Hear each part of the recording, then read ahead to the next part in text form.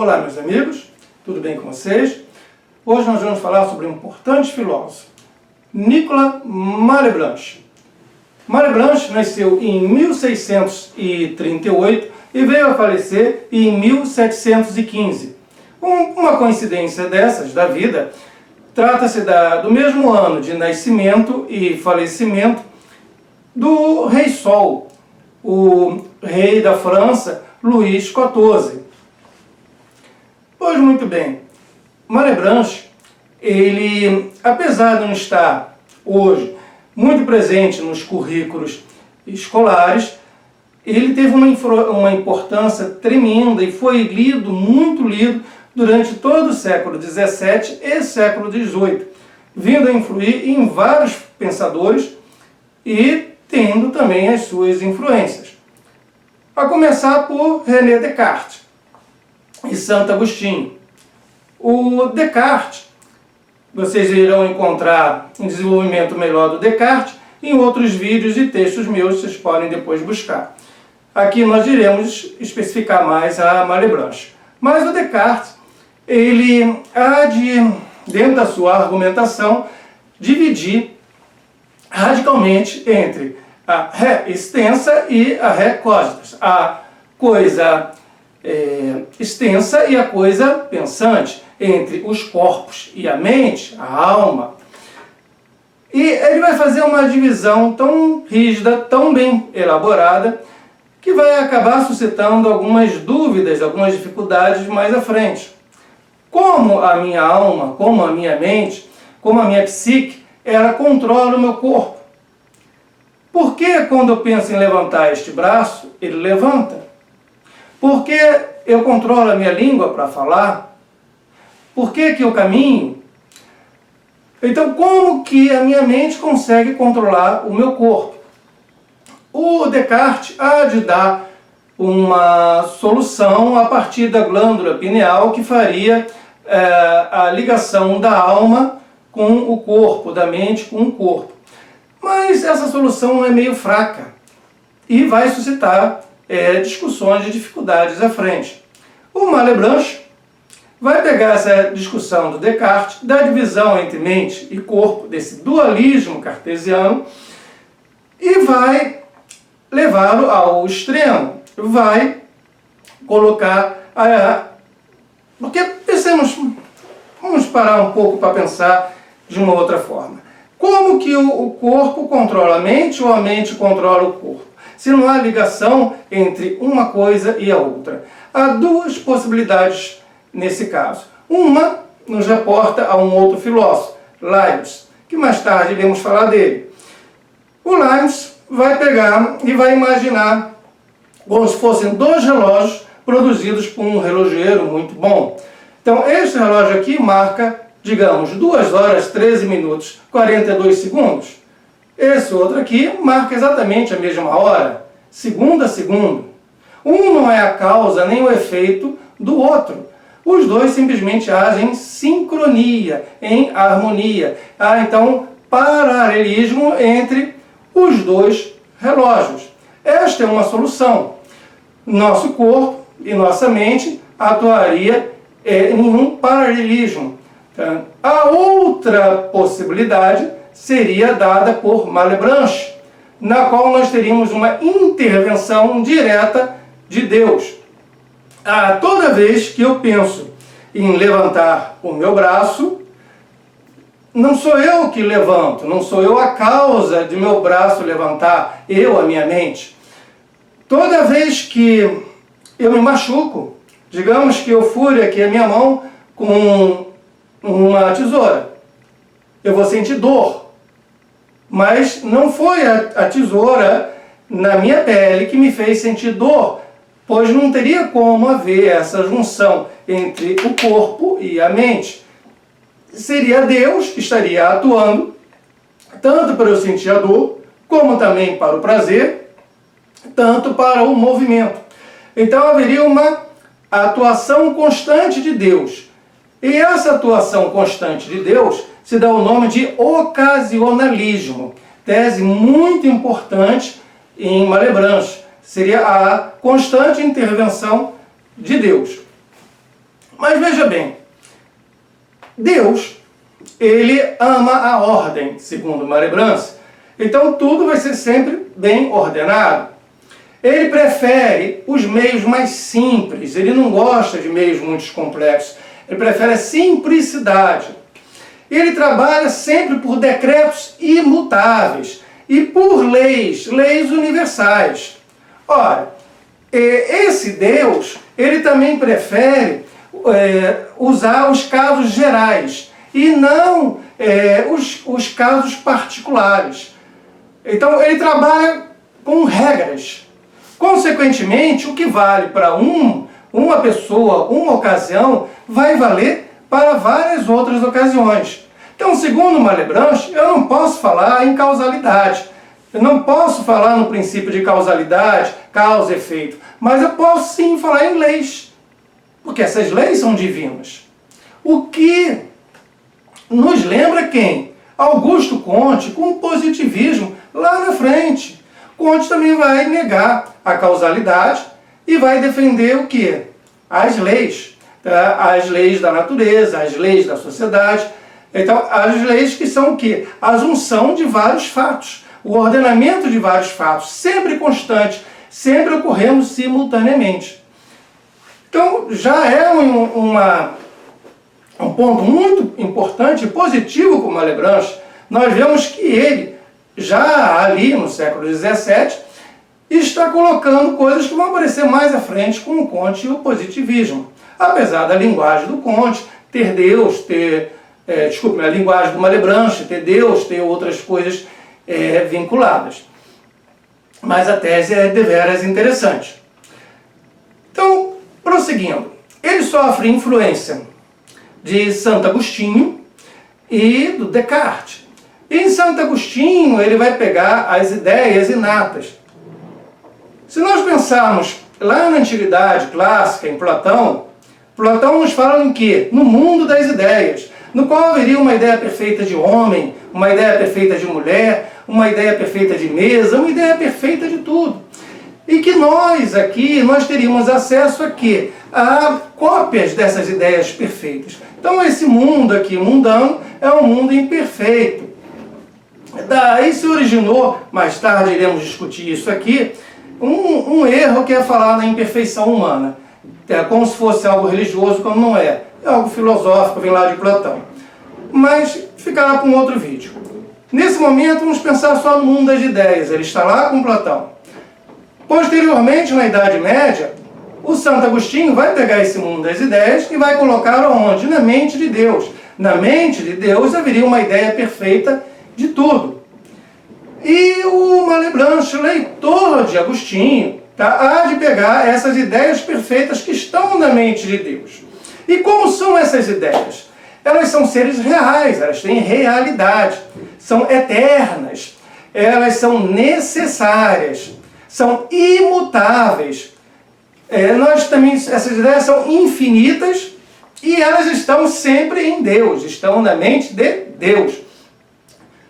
Todo conhecimento, segundo Malebranche, ele se dá por meio da visão em Deus. Um outro conceito importante, Malebranche. Falamos do ocasionalismo, mas há também a visão em Deus. O que é essa visão em Deus? É eu poder aprender, conhecer coisas novas, olhando a mente de Deus. Porque todas as ideias perfeitas estão na mente de Deus. E o conhecimento se dá pelo acesso a essas ideias que estão ali em Deus. Então são essas duas influências que ele sofre, o Santo Agostinho, o Descartes, e uma influência não muito reconhecida, mas está ali presente, que é a do Spinoza. Quando a gente começa também a falar contra a causalidade, e a gente começa a colocar que tudo funciona com leis, leis universais, eu me aproximo muito de um Deus da natureza. Isso, por favor, não é aceito pelo Malebranche, mas com certeza ele teve as suas leituras e a sua inspiração em Spinoza e muito se aproxima desse filósofo que à época era considerado maldito e que não era, por parte da comunidade dos filósofos da época, não era dito quando se lia Spinoza, mas a presença dele está constante em vários pensadores, dentre os quais Malebranche. Então, 3 fortes contribuições ao pensamento, à formação do pensamento de Malebranche.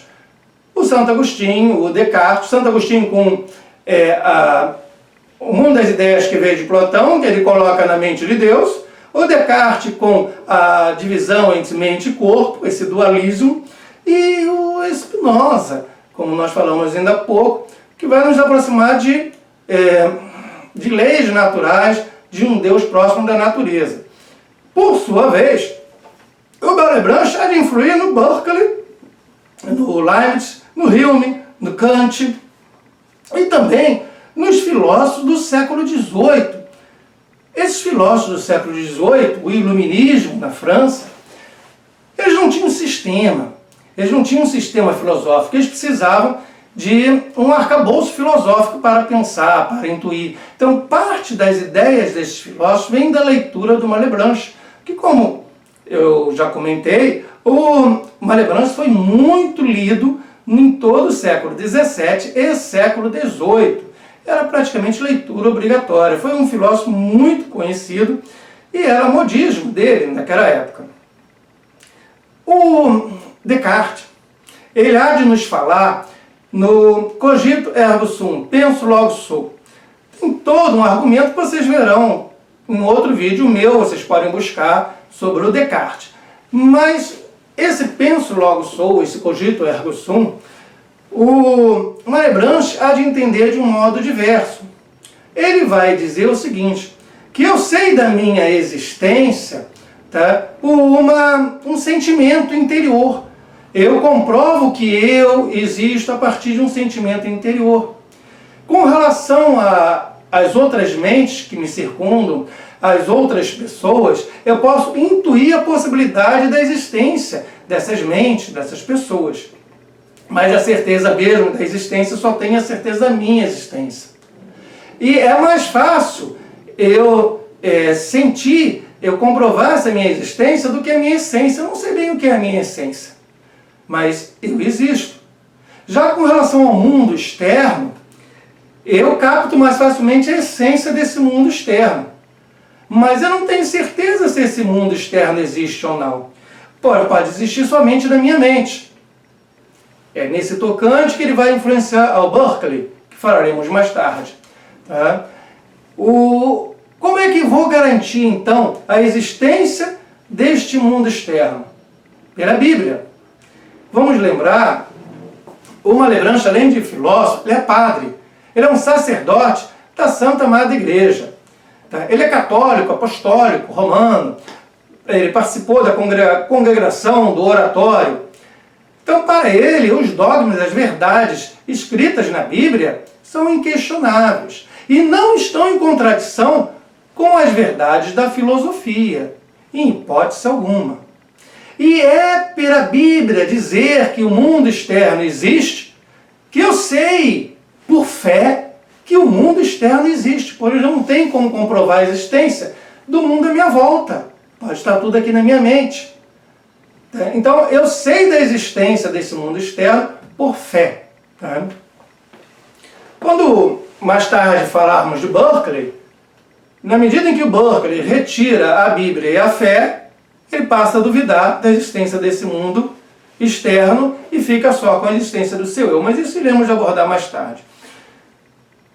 Pois bem, esse dualismo do Descartes, ele vai influenciar, como vimos ainda há pouco, na noção de causalidade, pois, havendo um dualismo estrito, questiona-se a possibilidade de causalidade, mas abre-se a possibilidade de leis da natureza, leis imutáveis, provindas de Deus.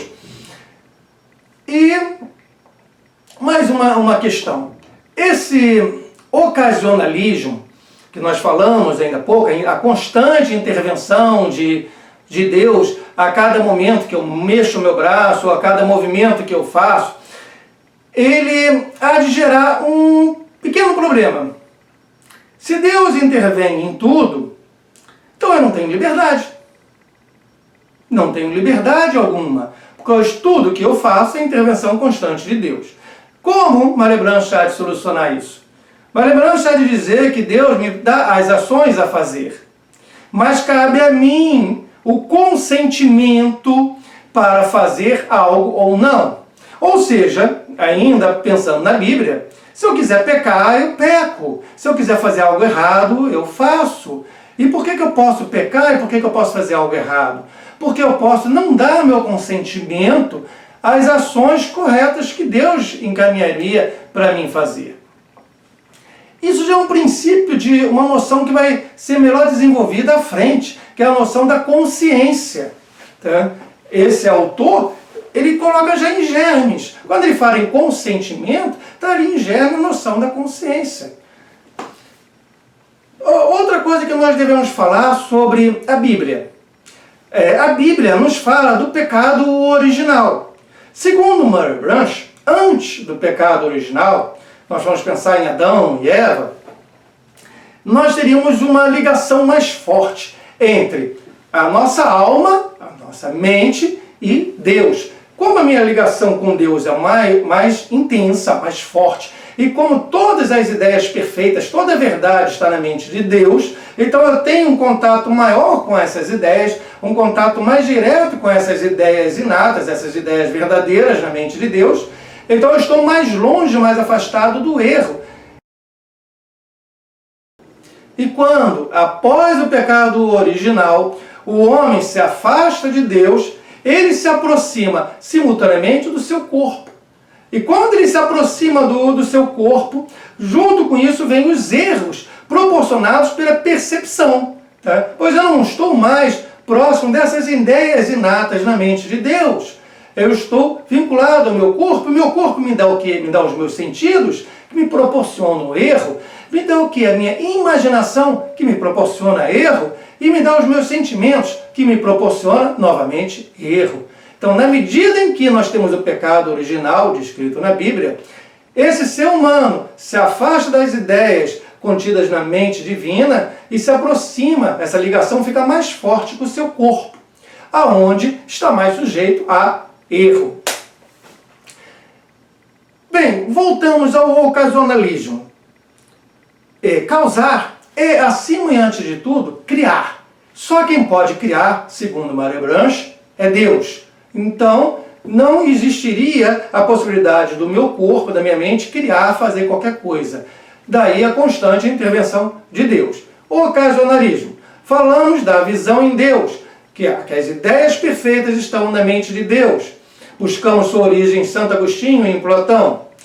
Falamos na liberdade, que ela vai surgir com o consentimento, pois dentro do ocasionalismo pode surgir a crítica, e de fato surgiu até pelos contemporâneos de Malebranche, de que não há liberdade alguma. Então a liberdade ela vai surgir a partir da ideia de consentimento, onde temos em germe o conceito de consciência. E eu queria destacar, muito, muito importante, a ponte que o Malebranche faz enquanto filósofo, em relação, de um lado, a Santo Agostinho, Descartes, Spinoza, e de outro, a Leibniz, Berkeley, Hume, Kant, e até mesmo o positivismo de Auguste Comte. Esta ponte é importantíssima. É claro que Hume leu, e Berkeley também, é claro que eles leram a Malebranche, é claro que Malebranche influenciou estes filósofos e as suas elucubrações filosóficas. Então, este filósofo é importantíssimo para nós entendermos os problemas filosóficos que estavam sendo ali discutidos da sua época. E claro está também que para entender bem o Malebranche, torna-se necessário a compreensão da problemática do dualismo proposta pelo Descartes. Sem entendermos o dualismo proposto pelo Descartes, esta divisão entre mente e corpo, muito presente até os dias atuais, mesmo na linguagem cotidiana, está ali presente esse dualismo, mente e corpo, em coisas que nós dizemos o dia todo. E às vezes sem ter consciência que isso está vindo lá do Descartes, que isso tem toda uma história, uma trajetória histórica, filosófica, no desenvolvimento das nossas ideias. Pois muito bem, além dessa discussão que nós temos aqui, para tentar facilitar, se vocês derem um pulo no meu blog Ser Escritor, ou mesmo no blog Comportamento Crítico, vocês vão encontrar um artigo meu que eu escrevi explicando essas ideias. Eu aqui imprimi, tá? Então, um artigozinho pequeno que resume as ideias nas quais nós estamos conversando hoje, sobre Malebranche, que eu recomendo a leitura. Como você encontra? Você vai no meu site, o www.doutorsilverio.com, que lá tem um link para esse texto. E tem link para outros vídeos, inclusive vídeos e textos sobre o Descartes, que será importante você ler e ver para poder compreender um pouco melhor Malebranche. E também vídeos sobre Spinoza e sobre outros filósofos aqui citados. Então, convido a visitar o doutorsilverio.com e, por favor, gente, se inscreva no canal, curta, faça um comentário para que a gente possa direcionar os futuros vídeos. Então, se inscreva no canal aí, gente. Olha, por hoje vamos ficar por aqui. Muito obrigado pela presença. Até mais!